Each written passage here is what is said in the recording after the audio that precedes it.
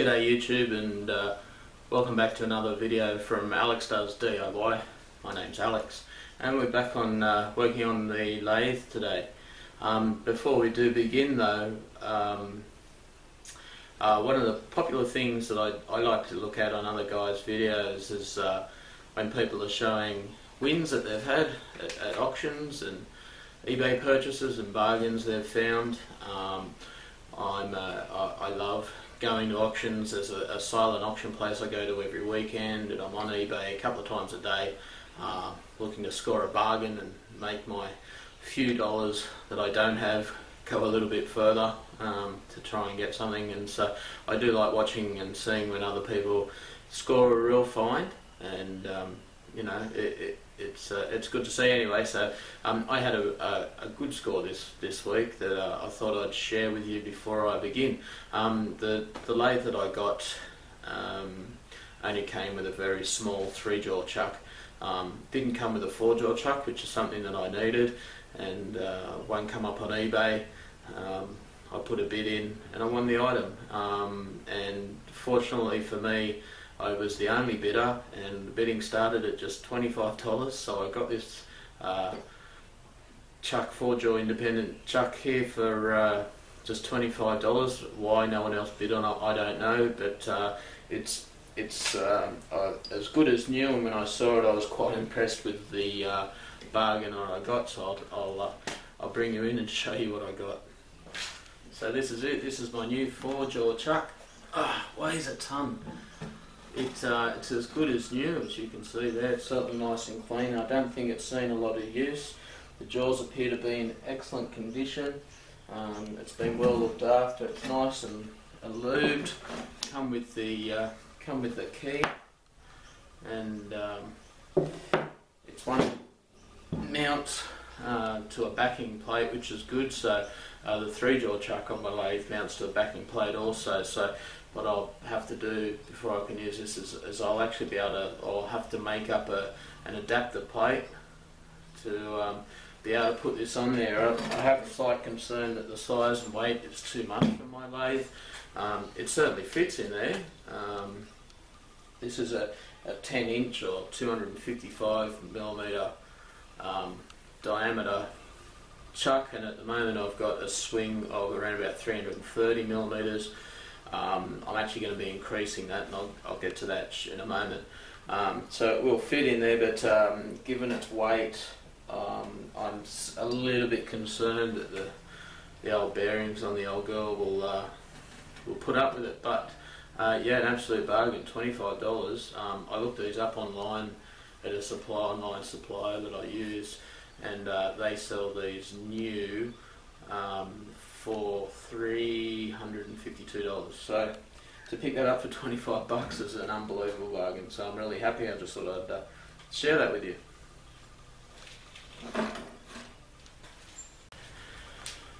Alright, so moving on to today's task, I'm going to start working on making a new tool post, like more of a traditional style quick change tool post to go up on here. This is a piece that I think has originally been part of a proper tool post, but someone may have fabricated this and put this on here. Theoretically it does kind of work, but it doesn't work real well compared to having a proper tool post that, you know, you can hold a couple of different tools in it, swivel, etc. So I'm obviously going to be replacing this part here.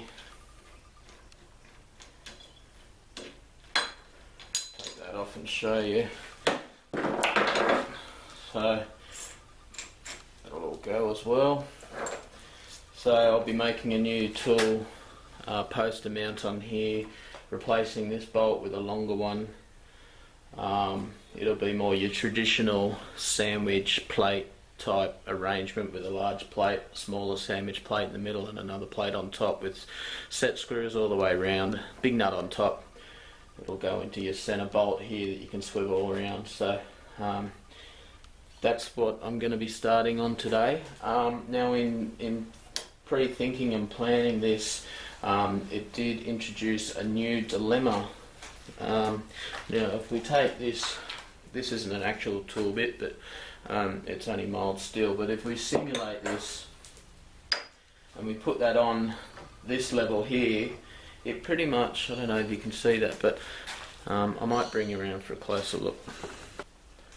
Okay, so you can see at this level here, which is how it's been used by the previous owner, this pretty much lines up with the centre mark of the chuck or your work, which is where you want it.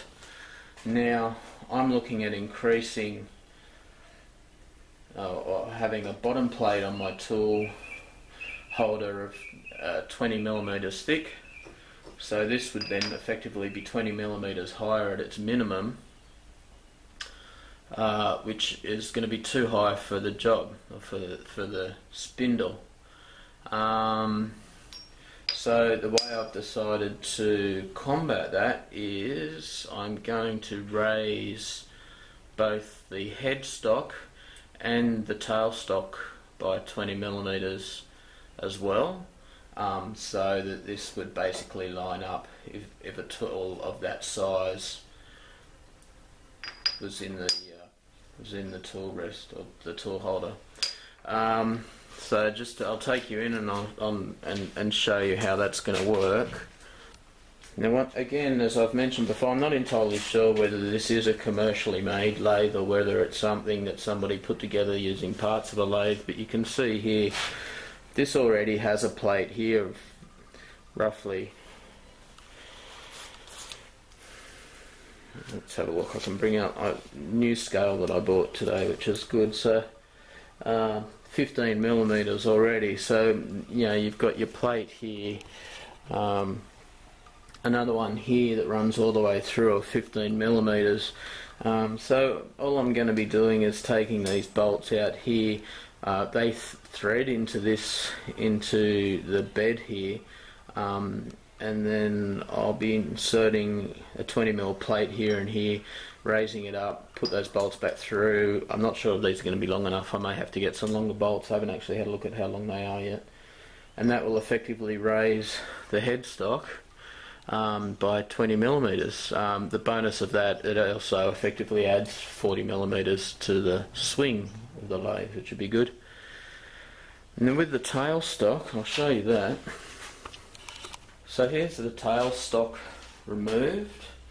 So the way this works, this piece here normally sits in between here on your bed, in between your ways.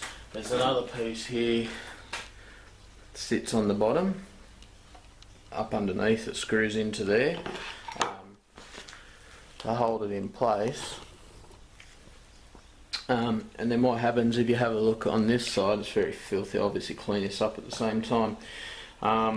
You've got two rails that are just threaded and screwed into this base plate for your two bolts in here, one of which is missing, but this bolt here and another bolt that runs through there. You've got milled out section here where this brass piece slots into, so that way you can actually adjust the tailstock side to side and get it lined up with your headstock. Now if I had a mill to do the job, I would have bought another 20mm plate to go over this entire size and then milled this out, but I don't. So what I've done, I've just bought some steel plate, again 20mm thick, to sit along here and along here. I'll then screw or drill and tap so I can screw these two rails to those two plates. That'll leave this part open, and then what I'll have to do, I've got some brass round stock. I'll just have to make a longer one of these to slot into there so it can still move to side. So that's effectively then going to raise the tailstock by the same amount exactly as the headstock, and they'll all line up and that'll all be good. So we're increasing the capacity of the lathe at the same time while solving this issue. So what we'll do now is we'll get on with making these plates for the tool holder. Alright, now in preparing any job like this where I have to go to the steel shop and buy new steel for the job, I do tend to like to sit down and obviously work out a plan. I then get onto the tool supplier's website and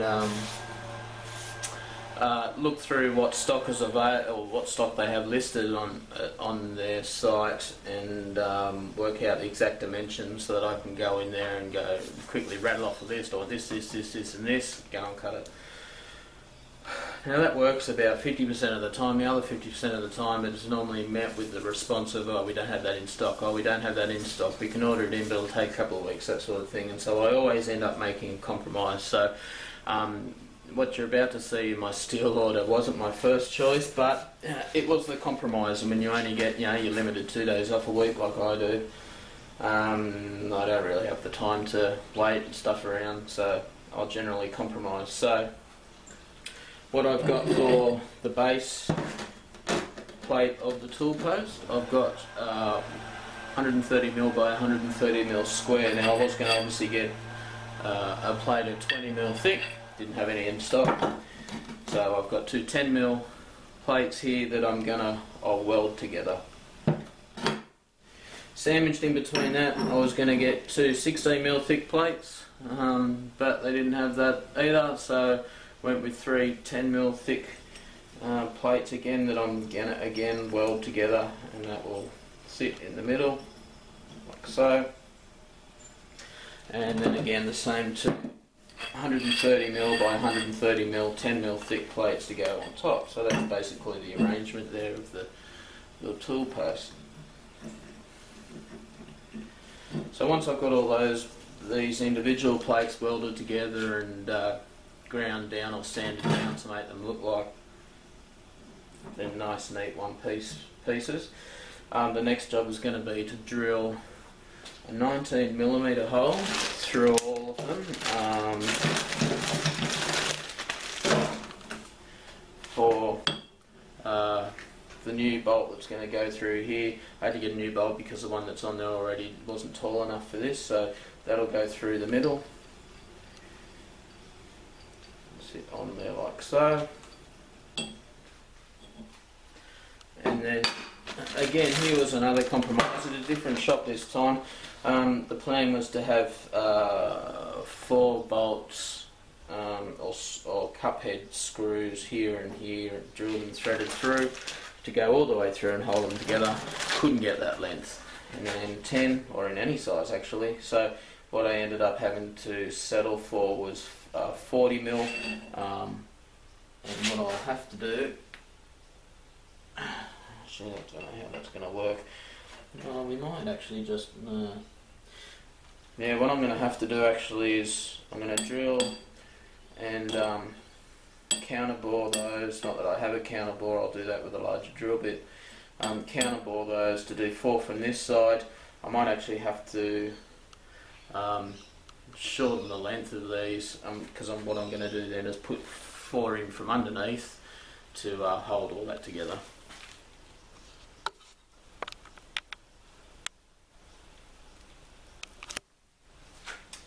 So that's those, so there'll be 4 of these there and 4 from underneath.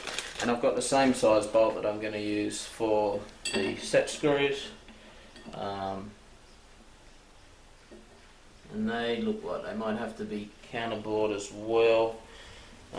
So yeah, 1, 2, 3, 4, 1, 2, 3, 4, so 4 down each side that'll go all the way around, forming your basic traditional quick tool post. So what I think I'll do, I'm not going to bore you with the welding stuff. I'm just going to be stick welding. I've run out of big wire at the moment. So all I'm going to be doing in preparation for this is I'm just going to sand the sides down, clean them up, run a bevel around each of them,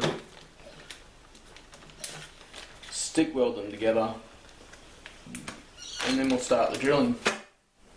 I'll bring you back once that's all done. Okay, so that's our 3 plates now welded together with the stick welder there, the top plate, the bottom plate and the sandwich plate in the middle. They're welded all the way around. The welds didn't come out too bad. No doubt there is some warping there, but whether I'll be able to detect that once the job is finished, I'm not sure, but come out alright I think. So I'm just going to let those cool down because they're obviously bloody hot, and I'll hit them with the flap disc on the grinder and we'll get them all flattened out. I'll bring you back once that's done. Alright, so I've smoothed these out on the edges. They're not perfect. You can see there's a bit of pitting there on the sides of those, but you know, that's okay. It's not really going to perfect the performance, but it's good enough considering that was a compromise that I had to make. Yeah, it's okay. Alright, so the next thing I've done now, they're all smoothed out like I said. I've just gone corner to corner on each of those with a scribe and put a centre punch in the middle of each of those. So the next thing is to start drilling and get a 19mm hole through each of those through the centre, so that we can fit the 3/4 inch bolt through each of the plates. So I'll take you over to the drill press for that.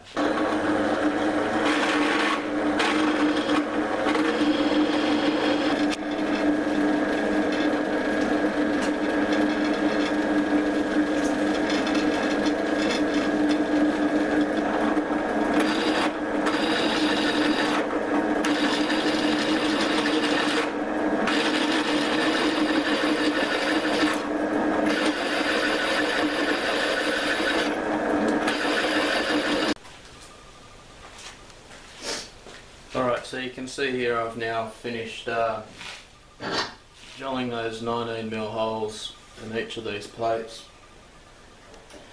So I'm just fitting them up here to get a look at how they fit. The 19mm drill bit that I've got, it's just absolutely perfect for this 3/4 inch bolt. There's no play in that whatsoever. Just fantastic, and it should swivel around that quite nicely.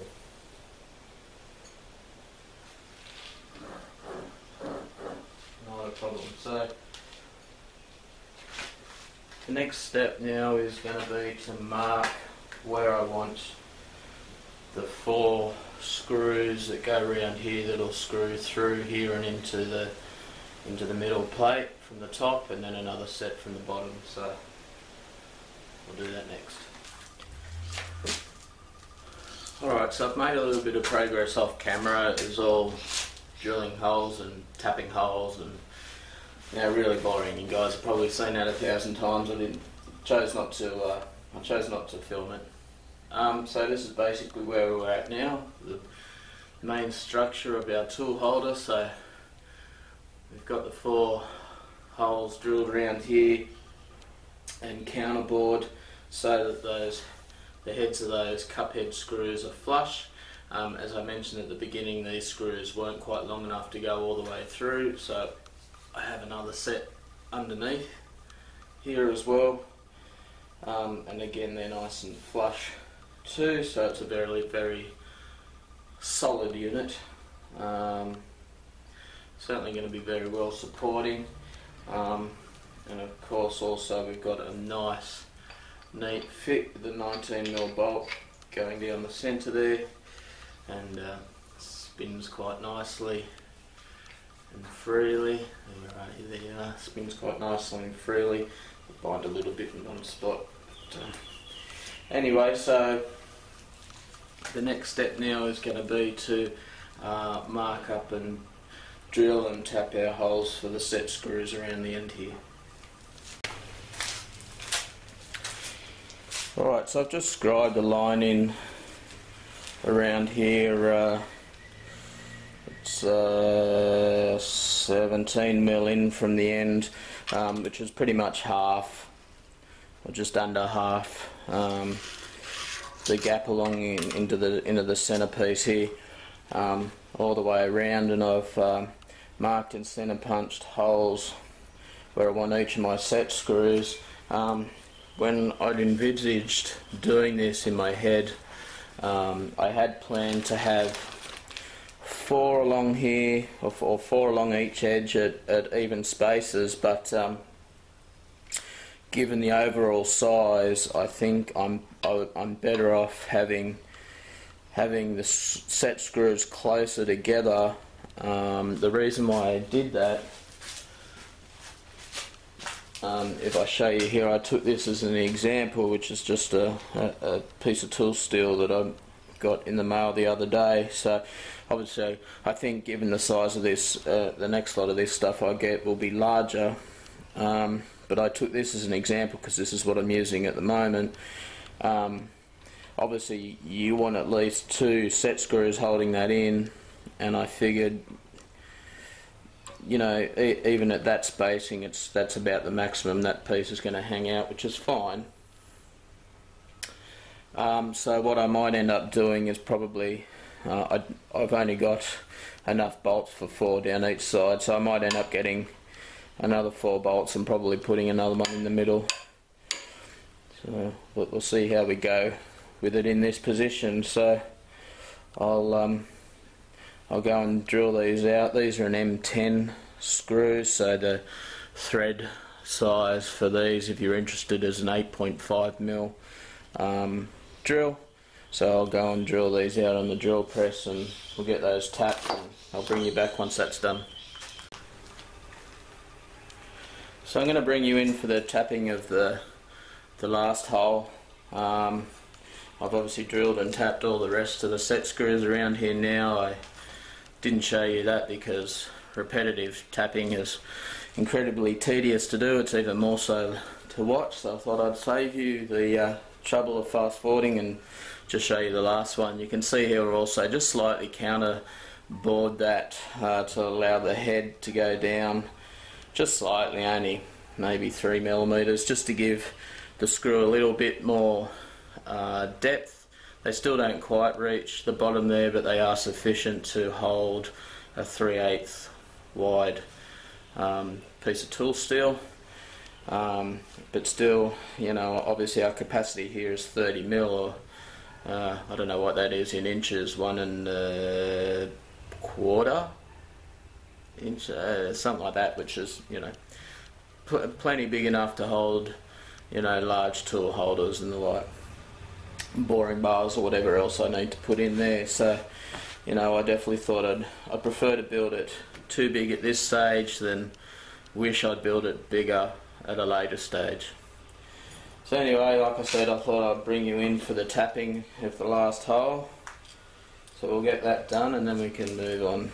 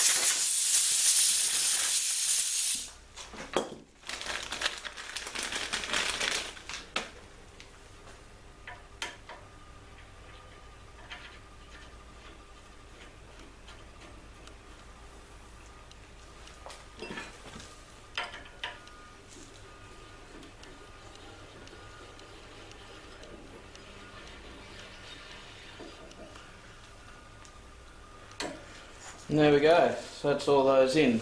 Now the next thing I'm going to have to do is actually modify these. I'll just show you why, because these aren't actual proper set screws or grub screws or anything like that. They're just an ordinary cap head screw. And the problem you have with these, using them as set screws, is that I don't know if you can make it out on the end there, because they've just got that sort of typical screw end. What actually happens as you screw these onto a piece, they tend to bite in, and as you turn them they have a tendency to want to turn the piece, whereas if you look at the end of a proper set screw or a grub screw, these are actually turned down either to a point or a flat end to allow them to spin on top of your piece. So the next thing I'm going to do is I'm going to put each of these in the lathe and see if I can turn the ends of these down. So I'll go and set that up, and I'll see if I can get that going, and I'll bring you in once I've got that up and running. Alright, so I've got one of the screws mounted in the chuck here, as you can see. It's running relatively true. It's one of my tool bits that I've just ground myself there in this original tool holder, and it's yeah, it's just it's certainly not acceptable for any long-term use. Obviously someone used it for some time, but anyway, it's good enough to get this job done. So all I'm basically doing is just taking the end off slightly here, so that it doesn't twist the bit, the tool steel, when it comes into contact here.